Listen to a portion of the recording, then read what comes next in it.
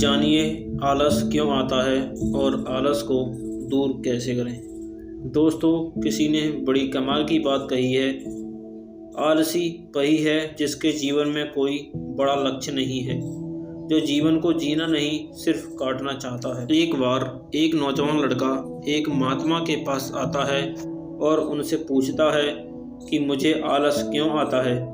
फिर वे महात्मा उस लड़के को उत्तर देते हुए कहते हैं कि आलस आने के दो कारण हैं। पहला कारण यह है कि जीवन में कोई बड़ा लक्ष्य ना होना, और दूसरा कारण है कि हमारा मन और शरीर कैसे काम करता है उसकी समझ ना होना। जिसके जीवन में कोई बड़ा लक्ष्य नहीं है उसके जीवन से तो आलस जा ही नहीं सकता, लेकिन जिसके जीवन में कोई लक्ष्य तो है लेकिन उसे अपने शरीर और मन की समझ नहीं है, वह भी आलस की चपेट में आ जाता है। हमारा मन बहुत ही बड़ा कलाकार है और यह हमें मूर्ख बनाने में ज़्यादा समय नहीं लगाता है। अगर तुम ध्यान करना चाहते हो तो यह तुमसे कभी भी ध्यान करने के लिए मना नहीं करेगा। यह तुमसे कहेगा कि ध्यान करना ब्रह्म मुहूर्त में ज़्यादा अच्छा होता है। अब ना तो तुम ब्रह्म मुहूर्त में उठ पाओगे और ना ही तुम ध्यान कर पाओगे। ये तुम्हें धन कमाने के लिए कभी भी मना नहीं करेगा, लेकिन ये तुमसे कहेगा कि धन ही सब कुछ थोड़ी ही होता है, और ये कभी भी तुम्हारा विरोध नहीं करता, बल्कि यह तुम्हें मूर्ख बनाता है। और कमाल की बात यह है कि तुम मूर्ख बनते हो। फिर वह लड़का उन महात्मा से पूछता है कि तो फिर इसका समाधान क्या है महात्मा। फिर वे महात्मा जी कहते हैं कि जो ये तुम्हारे साथ कर रहा है वही तुम इसके मन के साथ करो, यानी कि तुम्हारा मन तुम्हें मूर्ख बना रहा है तो तुम भी उसे मूर्ख बनाओ। जब तुम्हारा मन तुम्हें कहेगा कि कुछ देर सो जाता हूँ उसके बाद काम करूँगा, तो तुम उसे कहो कि कुछ देर क्यों ज़्यादा देर सोऊंगा, लेकिन उससे पहले काम पूरा करूँगा। तुम्हारा मन तुमसे कहेगा आज स्वादिष्ट भोजन खाऊंगा, तो तुम तुरंत उससे कहो कि स्वादिष्ट क्यों, अति स्वादिष्ट खाऊंगा, लेकिन उससे पहले 1 घंटे व्यायाम करूंगा। फिर वह व्यक्ति उस महात्मा से पूछता है कि लेकिन कब तक मैं अपने मन को मूर्ख बनाऊं। फिर वे महात्मा जी उससे कहते हैं कि जब तक तुम अपने आलस से मुक्त रहना चाहते हो तब तक तुम इसे मूर्ख बनाते रहना। फिर वह व्यक्ति पूछता है कि कभी कभी तो ऐसा होता है कि मुझे अफसोस होता है कि मैं अपने जीवन में कुछ कर नहीं पा रहा हूँ, क्योंकि मेरे भीतर से ही कुछ करने का मन ही नहीं करता। फिर ऐसी स्थिति में मैं क्या करूँ। वे महात्मा जी कहते हैं कि मन को तो तुम मूर्ख बना सकते हो, लेकिन शरीर को तुम्हें समझना होगा। हमारा शरीर चलता है भोजन से, और अगर तुम मरा हुआ भोजन खाओगे तो वह तुम्हें ऊर्जा कैसे देगा। मरे हुए भोजन का अर्थ यह है कि ऐसा भोजन जो व्यक्ति अपने सिर्फ स्वाद के लिए खाता है, जिससे शरीर का उचित विकास नहीं होता है, जैसे कि मिठाइयाँ, पिज्जा, बर्गर आदि।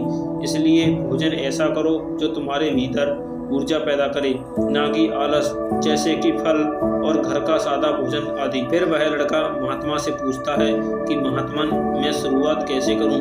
महात्मा जी कहते हैं शुरुआत करो एक बड़ा लक्ष्य निर्धारित करने से, यानी एक बड़ा लक्ष्य बनाओ। तुम्हारा लक्ष्य केवल कहने के लिए बड़ा नहीं होना चाहिए, बल्कि उस लक्ष्य के साथ तुम्हारी भावनाएं जुड़ी होनी चाहिए। अगर तुम्हारा लक्ष्य ऐसा है जिसके बारे में सोचकर ही तुम्हारे आंखों में आंसू आ जाते हैं, तो वो तुम्हें कुछ और करने की ज़रूरत नहीं है। फिर तुम्हारा लक्ष्य ही तुमसे सब कुछ करवा देगा। और अगर लक्ष्य इतना बड़ा नहीं है या फिर तुम्हारी भावनाओं के साथ जुड़ा हुआ नहीं है, तो फिर अपने लक्ष्य को खोजना ही अपना लक्ष्य बना लो। जिस प्रकार भगवान गौतम बुद्ध ने बनाया था, उन्हें पहले अपना लक्ष्य थोड़े ही पता था कि वहाँ मिल जाएगी मंजिल। वे तो सिर्फ निकल पड़े थे। आशा थी मन में, लेकिन वो भी टूटने लगी थी। लेकिन अंदर से प्यास इतनी गहरी थी कि लक्ष्य को पाकर ही रही। जब तक तुम्हें यह पता नहीं चलता कि तुम्हारा लक्ष्य क्या है, तब तक तुम अपने मन को मूर्ख बनाते रहो, जैसे वो तुम्हें मूर्ख बना रहा है। कोई भी व्यक्ति शराबी बनना नहीं चाहता है, लेकिन उसका मन उसे मूर्ख बना बनाकर उसे एक शराबी बना देता है। कोई भी व्यक्ति चोर बनना नहीं चाहता है, लेकिन यह मन उसे बार बार मूर्ख बनाकर उसे एक चोर बना देता है।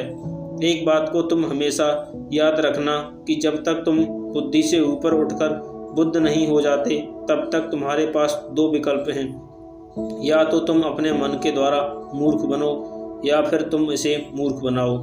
बीच का कोई रास्ता नहीं है। अगर तुमने अपने मन को मूर्ख बनाना बंद कर दिया, तो यह मन तुम्हें मूर्ख बनाना फिर से शुरू कर देगा। फिर वह नौजवान लड़का कहता है कि यह तो आसान है, मन को मूर्ख बनाया जा सकता है। वे महात्मा मुस्कुराते हैं और कहते हैं कि यह आसान भी तुम्हारे मन को ही लग रहा है। ये मन कब और कैसी चाल चलेगा, उसके लिए तुम्हें जागरूक रहना पड़ेगा। अपनी जागरूकता को बढ़ाओ और जागरूक व्यक्तियों के साथ रहो, या फिर अपने खुद के साथ समय बिताओ।